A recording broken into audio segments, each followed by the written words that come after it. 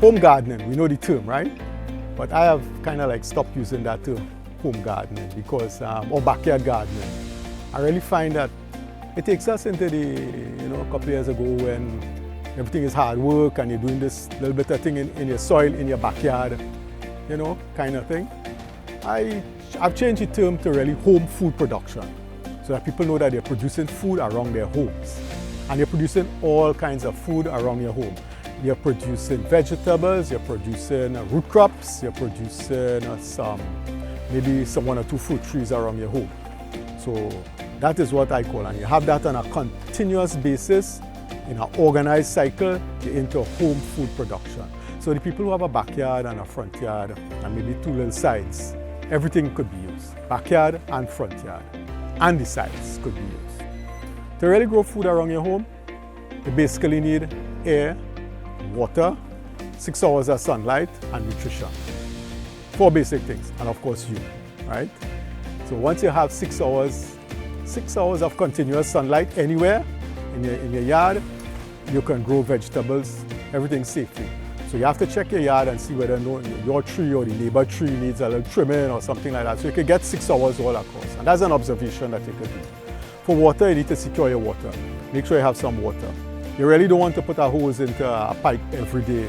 So you probably have a container, a little reservoir of water somewhere that you could probably, if it's in the rainy season, you save it from your guttering, your roof, or you save it overnight. Actually, you let the water sit overnight so that the chlorine evaporates and you have water there.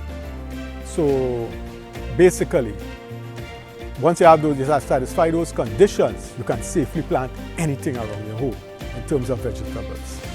So you could plant it in the ground, or you could plant it in grow boxes, or you could plant it in containers. Your choice. Always better to plant in containers or grow boxes because you really control to a large extent the weeds. When you're in the ground, weeds could kill you and could really discourage you. So containers or grow boxes. Your grow boxes could be out of anything, wood, blocks, anything. And now what's the soil mixture?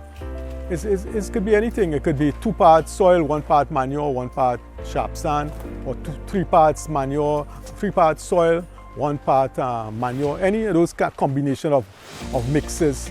You have soil, you have a little sharp sand, a little gravel for drainage, and you have manure for a little bit of nutrition.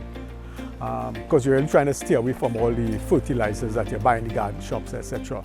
So you put that into your boxes, and once you have that there, and you keep your boxes fairly well organized, you won't get any weeds in it. You shouldn't get any weeds in it, or your containers.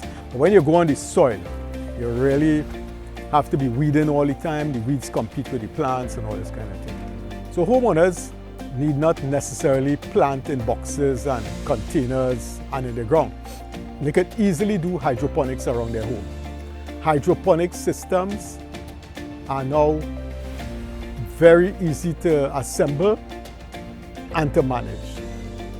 Particularly if you feel you don't have enough land, space. If you're concrete in your yard, hydroponic system. You could put your grow bags on your concrete, but your hydroponic systems. A small tabletop hydroponic system, 6 feet, could grow a lot of vegetables in there for yourself. And the thing about this is these things are scalable, so you could have 6 feet, 10 feet, 15, 20 feet, depending on the space you have. And you could grow crops in there, right?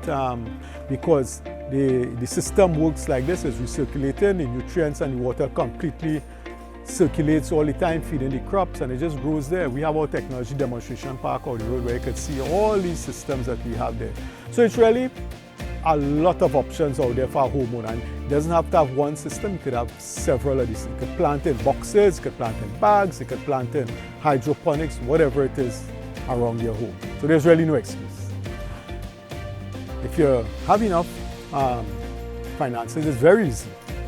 I encourage everybody these times to put in the irrigation systems. Simple drip lines. The irrigation lines that they put them by the crops, they drip, drip, drip.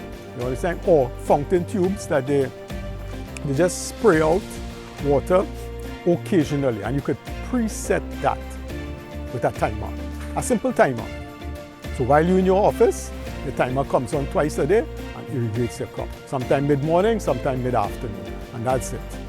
Or you have a drip system, it's set so that it drips for a particular time and shuts off so that your plants are irrigated. So really, if you have that, life is easy. And if you're good enough, you could put your fertilizers in your irrigation system so that they get the water and the nutrients one time. The science is all well worked out, right? You know what I mean? And people grow. So you really just have to come and look at your crops, look how it's going, and then you plant. You have to do your planting, and then you do your harvesting and your replanting. And that way you can have a nice home garden. For the majority of people who live in those houses that have a little backyard, a little front yard, or spaces around the place to grow.